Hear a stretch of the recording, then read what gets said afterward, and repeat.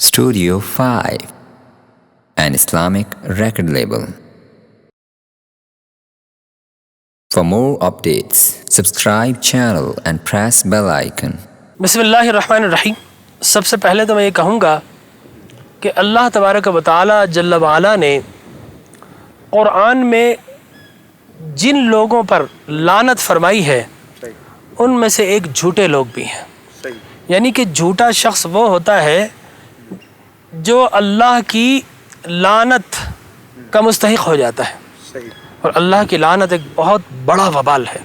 यानी वो खालिक लानत फरमा रहा है, लिहाजा झूठ पर और झूठे पर लानतुल्लाहि अलल काज़िबीन कहकर अल्लाह तबारक व तआला ने क़यामत तक के लिए झूठ से बचने की तलक़ीन भी की है और तंबीह भी फरमाई है। सही।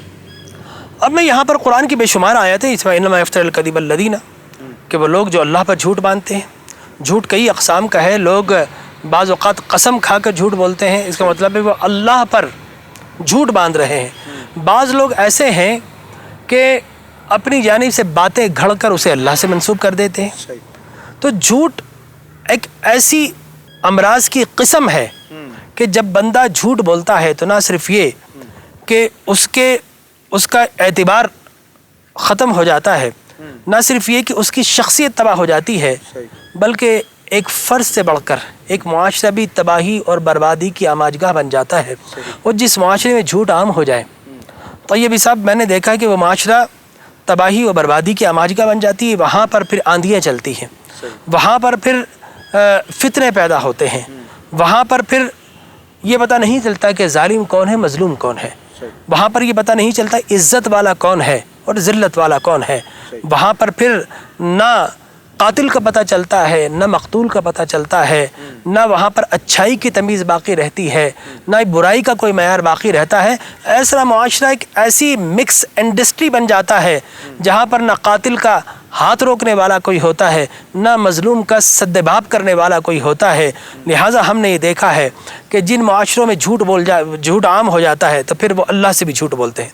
अल्लाह से झूठ ये है, अल्लाह को तो माना जाए लेकिन अल्लाह की बात ना मानी जाए। रसूल अकरम सल्लल्लाहु अलैहि वसल्लम का कलमा तो पढ़ा जाए लेकिन आपकी इताअत ना की जाए। कोई आलिम तो हो, इल्म की बात तो करे, लेकिन वो अपने इल्म को बराए फ़रोख्त कर दे।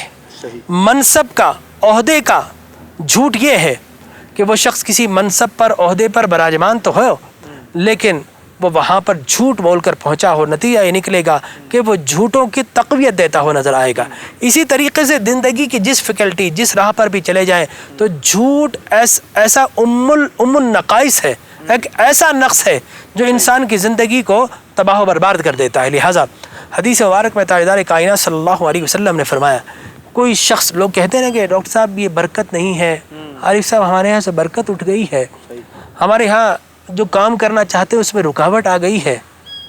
आपने कभी ये सोचा, हालांकि वो नमाज भी पढ़ रहे हो, कहते हैं हम नमाज भी पढ़ते हैं, हम जिक्र अस्कार भी करते हैं, हम सब कुछ करते हैं, लेकिन हमारे यहाँ बरकत उठ गई है।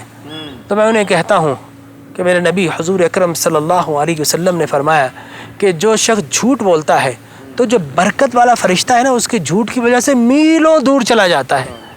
तो जब बरकत, जब माइल्स आपसे दूर चली जाएगी तो फिर बरकत आपसे किस तरह आएगी। वो कहा ना कि बात में तासीर नहीं है, ज़बान में तासीर नहीं। क्यों होगी ज़बान में तासीर? आप उसी ज़बान से कलमा भी पढ़ रहे हैं, कुरान भी पढ़ रहे हैं, ज़िक्र अस्कार भी कर रहे हैं, थोड़ी देर के बाद उसी ज़बान से झूठ बोल रहे हैं। लिहाजा वो खालिद बिन वलीद की ज़बान है कि जहर भी रख लेते हैं तो जहर असर नहीं करता। क्यों? इसलिए कि वो सच्चे की ज़बान है। तो ज़बान में अगर तासीर पैदा करनी है तो सच बोलिए, अगर झूठ बोलेंगे तो फिर आपको उससे कोई फ़ायदा हासिल नहीं होगा।